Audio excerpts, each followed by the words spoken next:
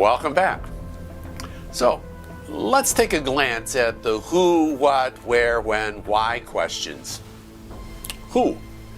Well, Jeremiah's commissioned to go and proclaim in the hearing of Jerusalem, "Thus says the Lord," and stand in the gate of the Lord's house and proclaim there this word and say, "Hear the word of the Lord, all you men of Judah who enter these gates to worship the Lord. Thus says the Lord of hosts, the God of Israel." That indicates we might generalize and say his assigned audience was worshiping Judeans. The other half of the answer to that question, who, is Jeremiah ben Hilkiah, one of the priests who lived at Anatot in Benjamin. What? Well, Jeremiah is an anthology of narratives and confessions and oracles and sermons. If you paid attention to the date lines that are given in the book, you notice that they're not organized chronologically.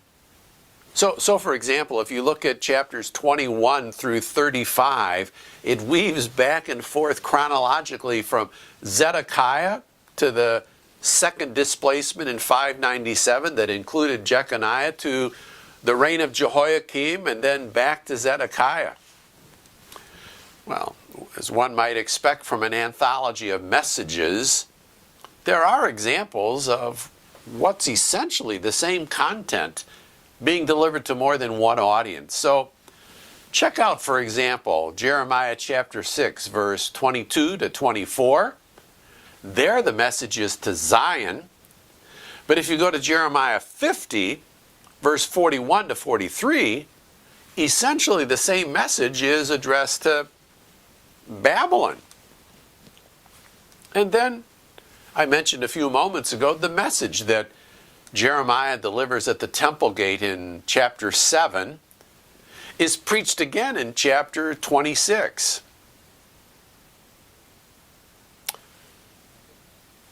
Who, what, where?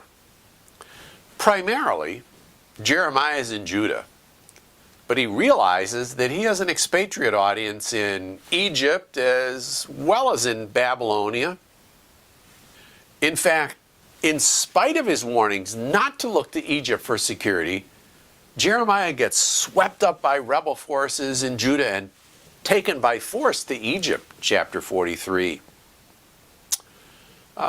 When? Well, we've already touched on this a little bit.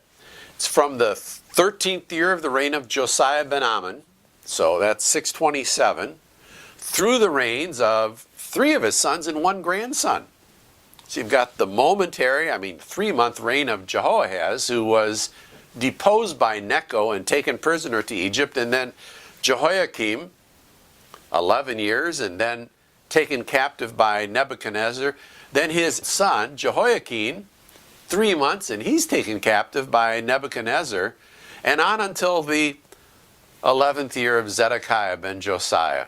So it goes from 627 to 586. So take a look at the timeline handout and look at where the Battle of Carchemish is. 605. Babylonia versus Egypt. The chronicler reports on the battle in 2 Chronicles 35 and 2 Kings 23 regarding Josiah's death. Well, this marks the first wave of deportations, or maybe I should call them exportations. Jeremiah speaks of it in the first of his messages concerning the Goyim, the nations, in Jeremiah 46. And here's a photo of a contemporary account from the Babylonian perspective. This is the Babylonian Chronicle. Major events would include the discovery of the Torah, the rededication of the temple, and the revival. So 628, 622. The Battle of Megiddo in 609. The Battle of Carchemish in 605. The Babylonian siege of Jerusalem in 598.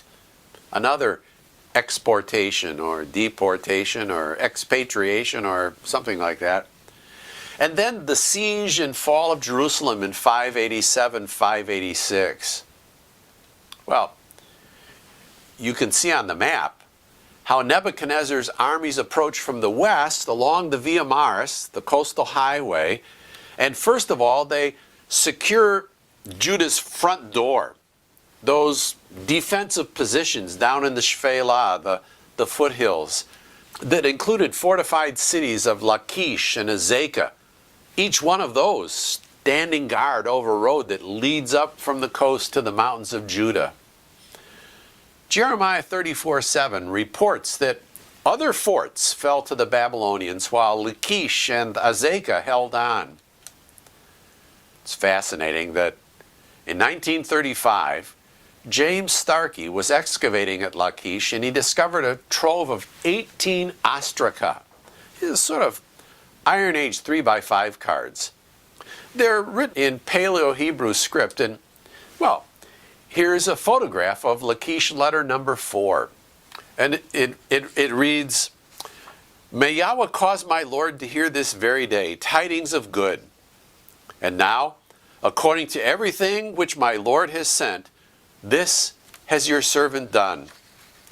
I wrote on the door," or maybe it's a sheet, "according to everything which you sent to me. And inasmuch as my Lord sent to me regarding the matter of Beit Harapid, there's no one there. As for Semachiah, Shemaiah took him and brought him up to the city," Jerusalem, "and your servant's not sending him there anymore. Although when morning comes around," and there's a break here in the text, "may my Lord be apprised that we are watching out for the signal fires of Lachish, according to all the signs which my Lord has given, because we cannot see Azekah." The author of this letter is probably at Maresha. He didn't have a sight line to Azekah, but Lachish did. So here's an extra biblical notation about this time and this battle, this incursion of Nebuchadnezzar. So the why question. Well, let's scan that handout, Spiritual Characterization of Leadership and the Impact of Revival on Society. If you glance along the lower register, you'll see a listing of 19 kings whose reigns span 270 years from the split under Jeroboam to the Assyrian destruction of Israel in 722. Not one of the kings of Israel was said to have done what was right in the eyes of the Lord, but rather did what was evil in the sight of the Lord. Then take a look at what's going on above the timeline register. What do you notice? Virtually the same number of kings, eh? But the reign of those 20 kings stretched on almost 2/3 longer, 136 more years. What made the difference? I put it to you that it's because 8 of those kings had a heart for the Lord and for his people. They're evaluated and they're seen as having done what was right in the sight of the Lord. Well, I've highlighted Asa and Joash, Hezekiah and Josiah because God used these 4 transformational leaders to bring about a spiritual awakening in the land of Judah. Note that the awakening that began under Joash lasted for almost a century. Well, we get back together. I'd like us to think a bit about Jeremiah's call to ministry in this context. We'll see you in a bit.